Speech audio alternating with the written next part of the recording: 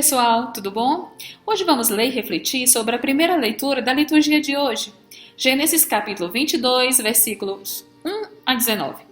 Trata-se de um episódio da história de Abraão, cuja forma literária é uma narração de ficção, embora seu conteúdo, provavelmente, tenha sido inspirado em realidades presentes na época em que foi escrito. Vamos à leitura do texto. Depois dessas coisas, quando Deus fez um teste a Abraão, disse-lhe: Abraão, ele respondeu: Eis-me aqui. De antemão, o narrador nos avisa que se trata de um teste, ou seja, algo que Deus quer verificar de Abraão. Que raro! O que é que Deus ainda não sabe? E qual o objetivo desse teste? Deus disse: Toma, por favor, a teu filho, teu único, a quem tu amas, Isaque, e vá à terra de Moriá, e faça-o subir lá para um holocausto em uma das montanhas que eu lhe direi. Escutamos diretamente o personagem divino, e é muito curioso como fala.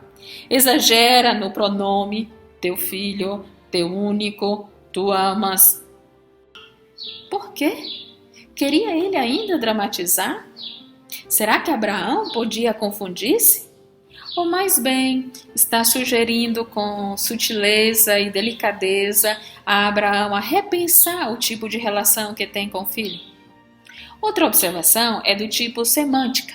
O verbo em hebraico, halar, como também o seu correspondente em grego, anafero, possui dois significados: fazer subir e oferecer um holocausto.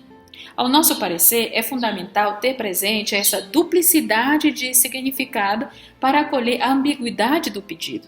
Assim sendo, o problema se impõe. Como entender esse pedido? Subir com Isaque como companhia ou como vítima para o holocausto?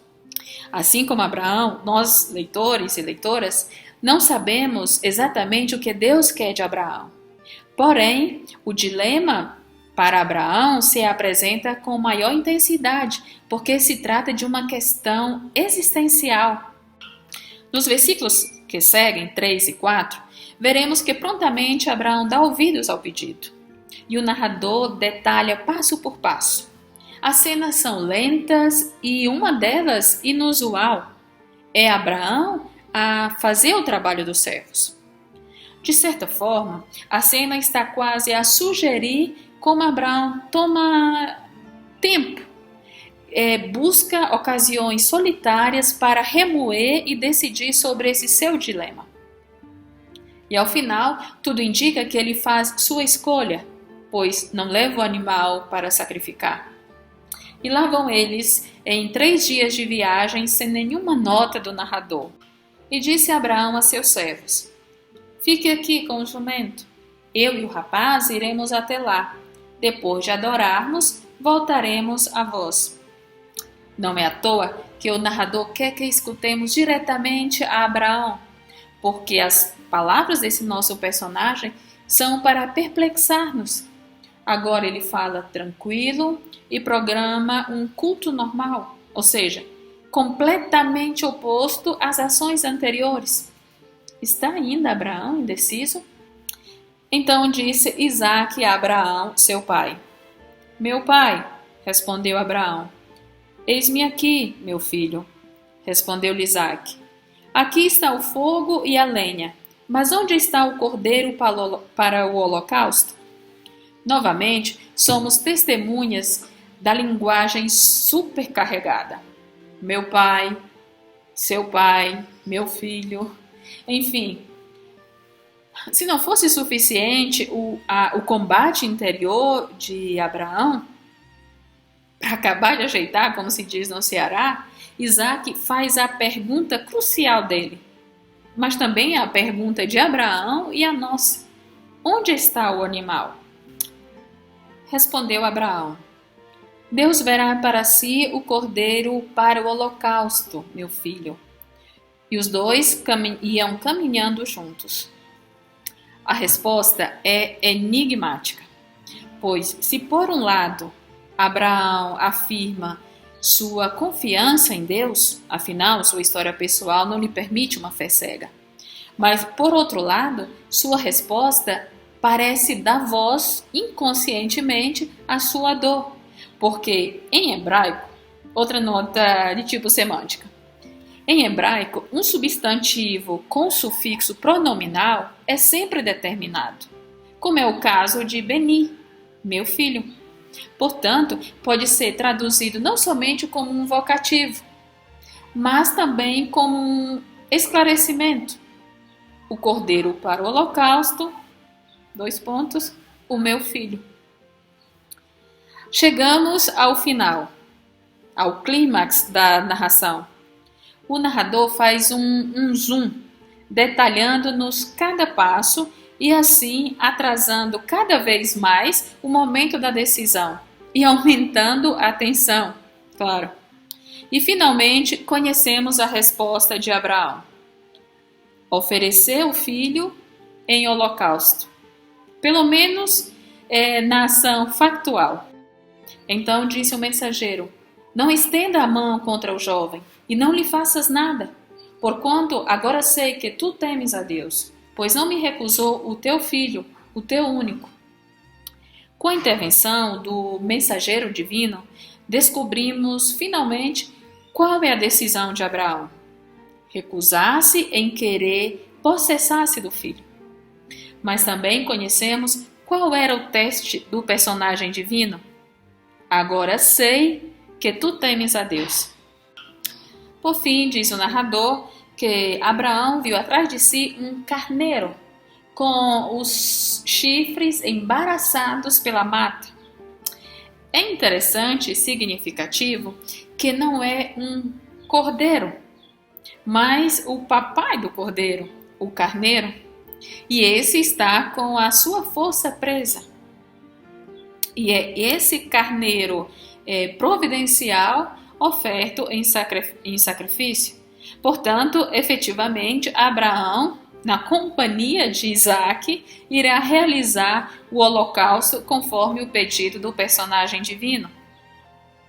E em seguida, sela-se a promessa da bênção e da descendência a Abraão e a todas as nações da terra. E precisa o mensageiro: porque tu atendeu a minha palavra. E conclui-se então a história com Abraão voltando sozinho da montanha, reencontrando os servos e retornando para Beersheba. E agora, o que dizer desse texto? Vimos que o ponto crucial do teste e do pedido do personagem divino foi em torno do filho Isaac, sua dádiva. E tal situação levou Abraão a pôr radicalmente em discussão a relação dele com Deus, com o filho e com a vida. E a partir daí, em uma fase decisiva da sua história, ele faz a mudança radical. Então, acreditamos que o nosso texto nos faz acolher algo a respeito do ser humano e do Deus bíblico. Então, individualizaremos apenas alguns aspectos. Abraão consolida sua relação com Deus em uma reciprocidade de dom, abrindo assim espaço para a comunhão e para a promessa, mas também conhecendo que Deus é contra o holocausto de vidas humanas. E parafraseando o mensageiro divino, nós podemos dizer: não aponte a arma para Kathleen Romeu. Segundo, o nosso personagem principal reconcilia-se com a vida e com seus limites, isto é, doar a vida é melhor que perdê-la e, fundamentalmente, ter fé na palavra do Senhor. Abraão confia numa promessa cuja realização não é possível vê-la. Terceiro, a transformação radical na relação entre pai e filho. Isaac agora é um homem livre e Abraão consegue romper os laços que o mantinha amarrado e aprende outra dimensão da paternidade, aquela que potencializa a alteridade e possibilita o novo. Ambos, Isaac e Abraão, podem cantar Il mio canto libero, de Lúcio Battisti. Ambos podem recitar a poesia de Fernando Pessoa, O amor é uma companhia. E por fim, como se espera de uma literatura de ficção, o nosso texto tem a habilidade de evocar o inteiro espectro das emoções humanas. Por isso, podemos afirmar que essa história não somente traz uma mensagem edificante, mas também tem a pretensão de fazer-nos experimentar do drama, da dor vivida pelos personagens, e a partir de então, confrontar-nos e atualizá-la.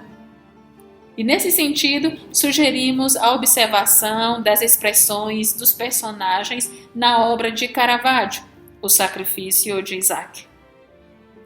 Um abraço, bom início de mês e até a próxima!